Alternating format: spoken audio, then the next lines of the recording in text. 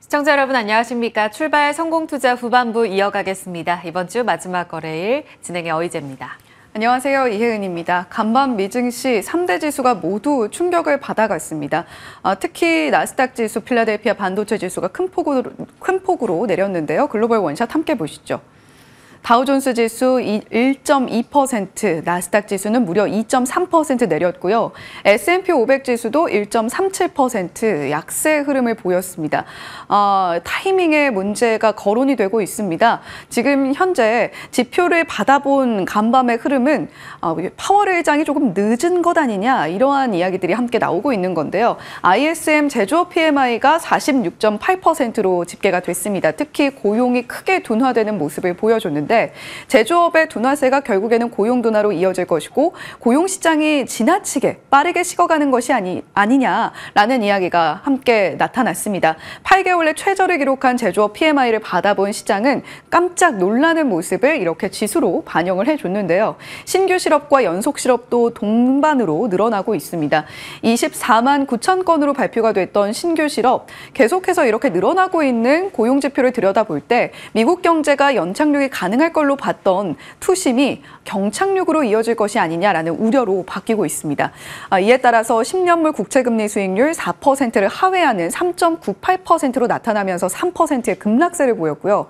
패드와치에서 9월 50bp 인하에 베팅하는 확률도 어제만 해도 11.8%였는데 28.5%, 30%에 육박하는 아주 높은 베팅 확률을 보여주고 있습니다. BOE에서는 그런 가운데 영국 영란은행은 25bp 인하를 단행을 했는데요. 물가 둔화세를 확인했다라고 이야기를 하면서 연준보다 조금 더 선제적으로 움직이는 흐름을 나타냈습니다. 엔화와 파운드화가 BOJ는 금리 인상이었고 영란은행의 경우에는 금리 인하였는데 이렇게 강세를 파운드화는 약세고 엔화는 강세죠. 그럼에도 불구하고 환율 변동성에 상당히 유의해야 되는 장세가 펼쳐지고 있습니다. 이러한 부분들 특히 유념하시면서 오늘 시장 안전벨트 좀 단단히 매셔야 되겠다라는 생각이 들고요. 연착륙이 아니라 경착륙에 대한 내러티브가 강화가 되면서 WTI 원유 선물 중동발 리스크보다 미국 경제의 불안감을 더 크게 반영하는 모습이었습니다. 2%가량의 낙폭을 보여주면서 76.3달러 선에서 거래 마쳤습니다. 메타 실적 발표 이후에 전반적으로 시장이 어두운 가운데에서도 주가가 5% 가까운 오름세를 나타냈습니다.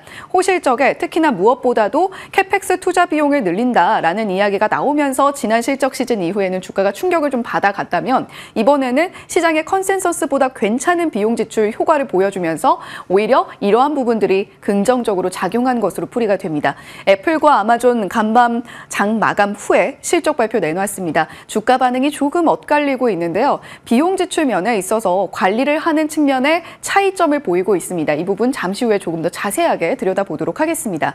인텔은 실적 발표 상당히 좀 충격적으로 나왔습니다. 트리플 미스라고 이야기를 할 수 있을 텐데 매출과 영업이익 그리고 거기다가 가이던스까지 함께 미스가 나타났습니다. 대규모 감원과 배당도 중단한다라는 소식까지 들려올 정도로 좀 어려운 모습을 보이고 있는데요. 간밤에 주가는 5.5% 내렸고 시간의 흐름도 역시 좋지 않습니다.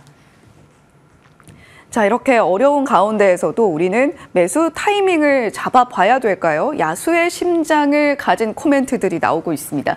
시티에서는 오히려 9월 빅컷 가능하다, 50bp 인하할 수 있다라는 코멘트가 나온 가운데 뱅크 오브 아메리카 강세장 가는 길목에서의 일시적인 조정으로 보여진다라는 코멘트 내놨습니다. 그리고 샘스토발 연말 목표치 S&P 500 4,940포인트에서 5,770포인트로 상향 조정한다라는 이야기를 내놨습니다. 오히려 이러한 조정이 매수 기회가 될 수 있다는 코멘트도 함께였죠.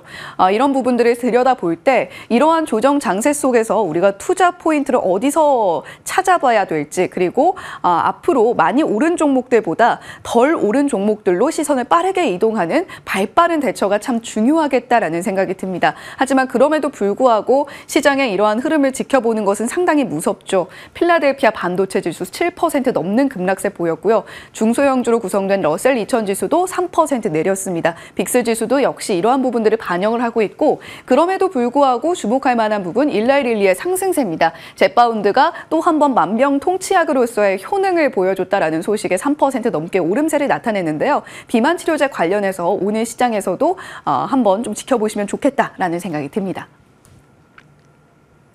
타이밍의 문제 여러 가지로 불거지고 있습니다. 파월 의장이 어제 FOMC 기자회견에서 이런 이야기 내놨습니다. 미국 경제 여전히 좋고 노동시장의 지속적이고 점진적인 정상화가 이루어지고 있다라는 코멘트를 내놨는데요. 이러한 코멘트가 굉장히 무색하게 받아든 지표는 상당히 어두웠습니다. ISM 제조업 PMI 46.8 위축 국면 8개월 내에 최저치를 기록했고 사실 이러한 위축 국면은 ISM 제조업 PMI에서 지속적으로 포착이 되고 있습니다. S&P 글로벌보다 조금 더 지표에 영향력이 큰 ISM 제조업 PMI인데 S&P 글로벌 제조업 PMI는 그래도 전월에는 50보다 위에 그러니까 확장 국면을 의미를 했었는데 그도 함께 반전이 되면서 49.6 위축 국면으로 돌아섰습니다. ISM 제조업 지표와 함께 들여다본다면 미국의 제조업 경기가 확실하게 둔화되고 있다는 것에 반증을 하고 있는 것이죠. 고용지수가 특히 큰 폭으로 내렸습니다. 5.9% 하락을 하면서 세부 항목 중에서 가장 큰 낙폭을 보여줬고요. 43포인트까지 내려오면서 이 그림으로 살펴봤을 때 고개가 마지막에 뚝 떨어지는 모습을 살펴볼 수가 있습니다. 제조업 경기가 둔화되면 고용이 둔화될 것이고 미국 경기도 함께 꺾일 것이다라는 우려감이 시장에 반영이 되고 있는 것인데 신규 실업수당 청구 건수 앞서서 살펴봤던 것처럼 전주 대비 14,000건가량 늘어났습니다. 이러한 부분들 특히 미국의 비농업 고용 지표 오늘 밤에 나오게 될 고용 보고서 내용들 특히 주시를 하셔야 되겠는데요. 이러한 내러티브를 더욱 강화시킨다면 시장이 당분간은 좀 충격을 받아갈 수밖에 없다라는 점 기억을 하셔야 되겠습니다. 자, 그렇다면 우리는 안전벨트를 꽉 조여 매야 될 겁니다. 일단 빅스텝의 시나리오가 시티발로 제기가 됐습니다. 만약에 9월에 50bp 한꺼번에 큰 스텝을 밟게 된다라고 한다면 이제 금리 인하기에 본격적으로 접어들게 될 텐데요. 그렇다면 우리는 앞으로 어느 쪽에 조금 더 오를 수 있을 것이냐 그쪽에 좀 방점을 찍어야 될 겁니다. 높은 이익 증가율보다도 이익이 증가했을 때 밸류가 상승할 수 있는 업종과 종목을 주목하는 것이 좋다라는 코멘트들 나오고 있는데요. 미국의 경우에는 이익이 올라갔을 때 PER이 빠르게 상승할 수 있는 업종으로 자동차, 반도체, 운송, 하드웨어 쪽, 내구 소비재, 자본재 쪽에 꼽히고 있습니다. 미국 시장과 조금 다르게 우리나라의 경우에는 철강이라던가 기계, IT와 함께 2차 전지도 함께 언급이 될 수 있겠고요. 은행과 조선, 미디어, 소프트웨어 업종이 금리 인하기에 수혜를 받을 수 있는 그리고 금리 인하기에 이익이 늘면서 PER이 빠르게 상승할 수 있는 업종으로 분류가 되고 있습니다.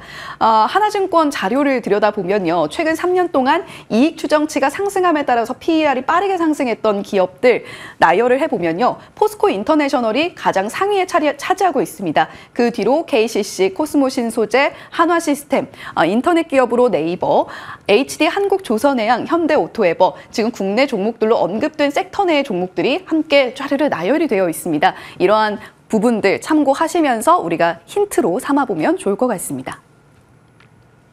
네, 실적 발표 핵심은 비용 지출이었습니다. 아마존 일단 매출액에서 시장의 컨센서스를 하회하는 발표치를 내놓으면서 매출 미스가 났고요. 주당 순이익도 시장 컨센서스를 상회했습니다만 아주 큰 폭의 상승세는 아니었습니다. 결국 아마존이 기대할 부분은 아마존 웹 서비스 부분일 텐데요. 컨센서스를 상회했고 전년보다도 20% 가까운 성장세를 보여줬습니다.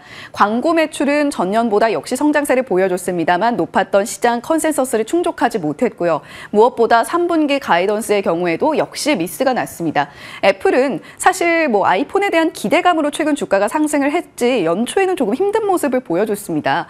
이에 따라서 애플은 상당히 기대치가 낮았다라고 이야기를 해볼 수가 있을 텐데 사실 아이폰 판매, 중국 매출 모두 좋지 않았습니다. 하지만 그럼에도 불구하고 아이폰 판매의 경우에는 중국 지역을 제외하고는 미국, 유럽, 일본, 아태 지역 모두에서 상승하는 모습을 보여줬고 무엇보다 핵심은 비용 지출의 문제일 겁니다. 아마존은 하반기에 비용 지출 역시 늘어날 것이고 무엇보다도 소프트웨어 구독 판매를 많이 하고 있는 아마존인데 ASP 임대 부분에서 소비자들이 신중해지면서 사실 그쪽에서 수익성이 악화되고 있다는 코멘트가 나왔습니다.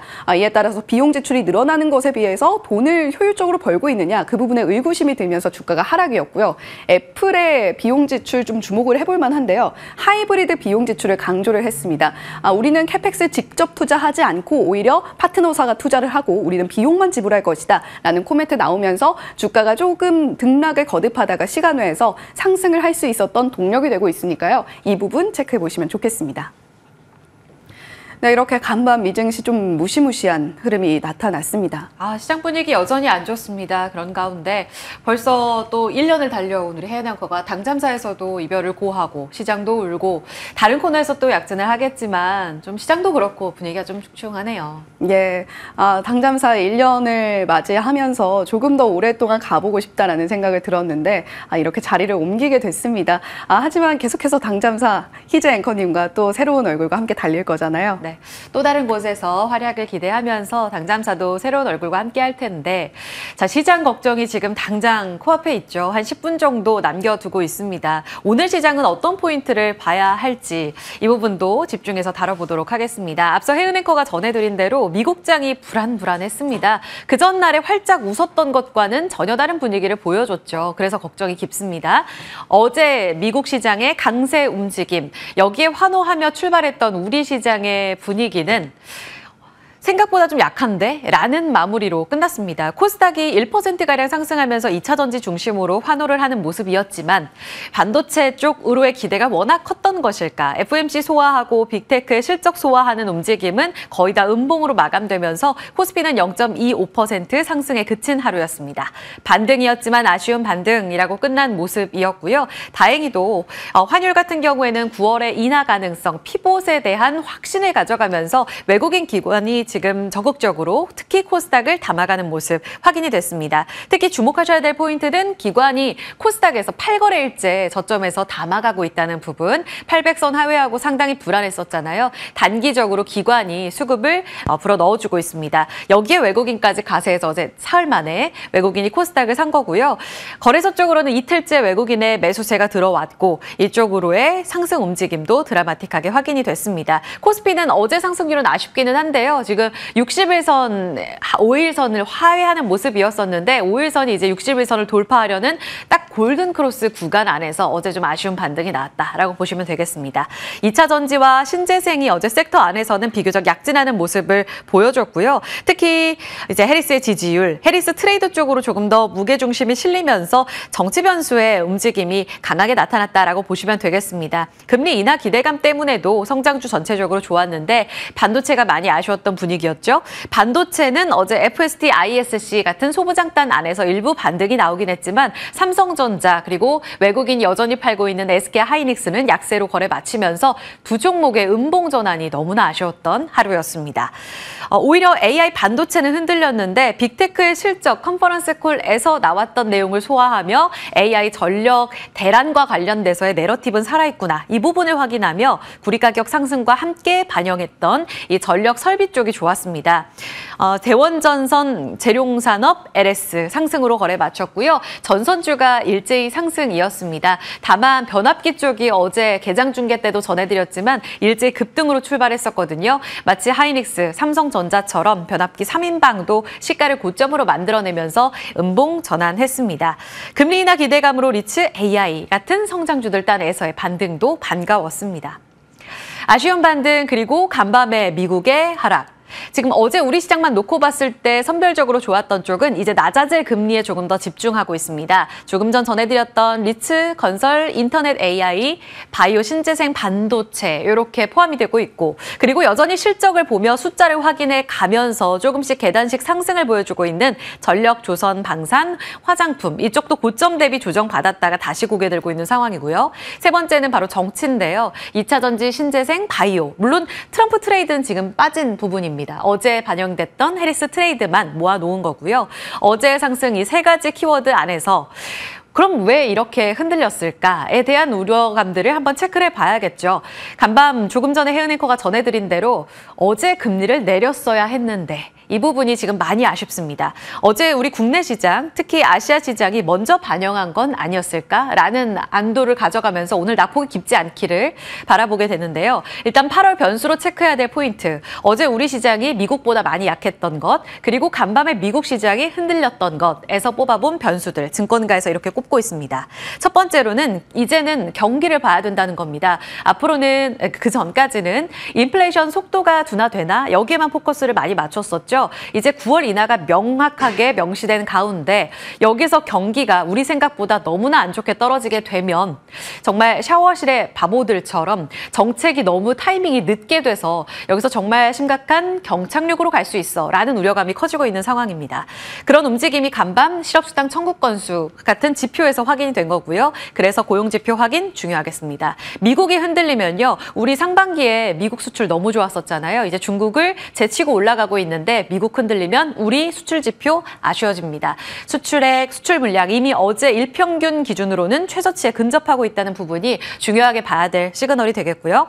엔캐리 트레이드 어제 일본 증시 많이 흔들렸던 이유 그리고 대선 전국 불확실성 여전히 시장에는 변수입니다. 중동 불안도 미국의 대선 새로운 변수로 등극하고 있다. 미국 정보기관 쪽에서 눈여겨봐야 될 포인트로 꼽고 있습니다. 마지막으로 미국의 반도체 변동성. 한 번 더 인텔이 뒤흔드네요. 아마존까지 더해서 자본 지출에 대한 이슈. 이 부분이 호재냐 악재냐 여전히 체크가 필요한 부분입니다.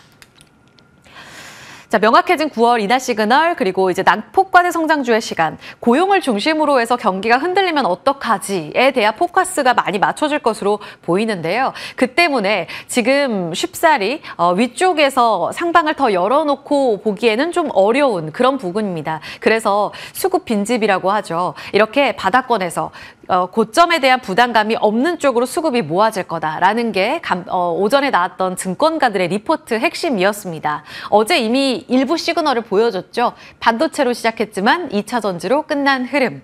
지속성은 물론 체크가 필요하겠습니다. 낙폭과대 성장주 한다면 게다가 수급도 지금 물론 작년부터 해서 많이 물려 계신 분들이 계실 텐데 그런 분위기 안에서 이제는 저점이 나와야지 하는 섹터 중에 대표 주자가 바로 2차 전지입니다. 해리스 지지율도 한몫을 하고 있는데 물론 트럼프 쪽에서는 컨벤션 효과라고만 보고 있죠. 그래서 이제 다음 달에 있을 TV 토론에서 해리스 부통령, 해리스 후보가 어떤 이야기를 펼치느냐가 상당히 중요할 겁니다. 그때까지 한 달 반경의 변동성 속에서 지속성을 보여줄지 여부가 중요하겠고요. 여러분들도 아시겠지만 지금 섹터에 관해서는 캐즘을 이겨내지는 못하고 있는 상황입니다. 따라서 업황 외 포인트, 그러니까 수급적으로 지금 위쪽으로 많이 올라갔던 섹터 말고 저점을 향하는 수급이 이어지게 되면 2차 전지 유리할 거고요. 두 번째는 정치 변수 나올 때마다 유리하다. 이 두 가지 포커스를 많이 맞춰보시면서 펀더멘털 외적 요소에 기대해 봐야겠습니다. 어제 삼성 SDI가 4%나 올라가면서 실적 발표 후에 연저점 기록하고 드디어 반가운 반등이 나왔습니다. 당연히 지속성 체크가 필요하겠고요. 하지만 이 안에서도 비교적 선방하는 쪽이 있는데요. 대주전자재료는 닷새째 양봉을 기록하면서 차근차근 올라오고 있습니다. 차별화된 움직임 안에 연속성은 이쪽에 기회가 있을지도 눈여겨보시기 바랍니다. 자, 넘어가서요. 낙폭과대 성장주의 그 시간에 힌트를 더 찾아보도록 하겠습니다. 어제 수급의 주요 주체들이 코스피는 외국인 샀고요. 기관이 8거래일째 코스닥을 담습니다. 라는 말씀을 드렸죠. 여기에서 산 리스트를 뽑아봤습니다. 외국인 가장 많이 산 쪽이 현대차였어요. 그리고 조선 안에서 왜 이렇게 못 가? 했던 한화오션을 담았고요. 한화에어로스페이스도 담기는 했는데 현대 로템이라든지 방산 쪽도 꾸준히 담아가는 모습 확인됐고요. 여전히 바이오 쪽으로는 계속 담아가는 모습 확인됐습니다. 낙폭과대 쪽으로 기관이 지금 눈여겨보고 있는 쪽 에코프로비엠 그리고 반도체 소부장. 물론 신고가 영역에 있는 화장품 전력 쪽도 담아가고는 있지만 1위가 에코프로비엠이라는 부분은 눈여겨볼 수가 있겠죠. 낙폭과대 대표 주자 섹터들은 게임, AI 소프트웨어, 엔터 이렇게도 있고요. 건설도 한몫을 하고 있습니다. 이들 안에서의 순환매가 계속해서 이어지게 된다면 기대치가 많이 높지 않더라도 계속 트레이딩 영역이 될 수 있을지가 궁금할 겁니다. 오늘 개장 중계에서도 이들의 반등이 나올지 아니면 어제 급락한 이후에 되돌림 현상이 나와줄 수 있을지 주도주의 움직임까지 체크가 필요하겠습니다. 잠시 후에 점검해 보도록 할게요. 엔고는 기회가 될 수 있을지 조금 전 코스피 안에서 외국인들이 현대차를 제일 많이 샀습니다라는 이야기를 드렸는데요. 간단하게 말씀드렸을 때 엔고가 혹시 우리에게 기회가 되진 않을까. 엔화 강세로 어제 도요타 급락 나왔습니다. 수출은 최고로 기록을 하면서 북미 쪽의 판매가 워낙 좋아서 2분기 실적 잘했거든요. 사상 최대치의 영업이익, 순이익, 매출 기록했는데 주가 급락 나온 이유는 지금이 피크아웃일 것 같아서라고 압축할 수 있습니다. 현대차도 물론 이 같은 우려는 있습니다. 최근 GM이라든지 포드가 많이 흔들렸잖아요. 특히 전기차 판매량 감축하면서요. 하지만 이 두 가지에서 우리가 살펴볼 수 있는 부분은 우리는 그쪽과 달라 차별화된 수익성 움직임 속에 다시 한번 현대차, 기아의 기회를 볼 수 있다라는 증권가의 평가도 여전히 나오고 있습니다. 이 부분 체크해보면서 고점 대비 조정, 그 이후에 반등까지 노려보도록 하겠습니다. 브리핑은 여기까지 살펴보겠습니다.